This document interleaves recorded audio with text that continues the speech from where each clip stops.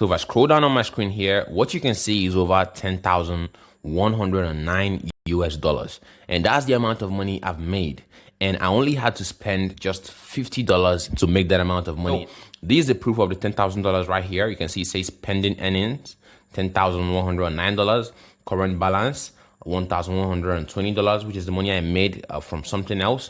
Then total withdrawn from this website has been over 17,678 US dollars. And I'm going to show you guys how much I spent to make this particular $10,000 right here.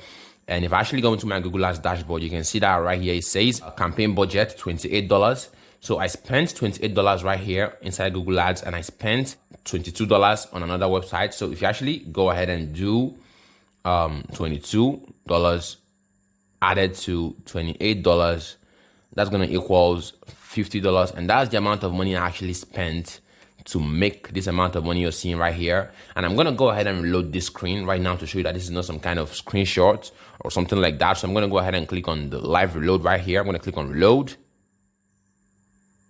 And now that it has reloaded, if I scroll down right here, you can see everything is still intact. It says $17,678 total withdrawn, $10,109 pending earnings, and current balance $1,120 US dollars.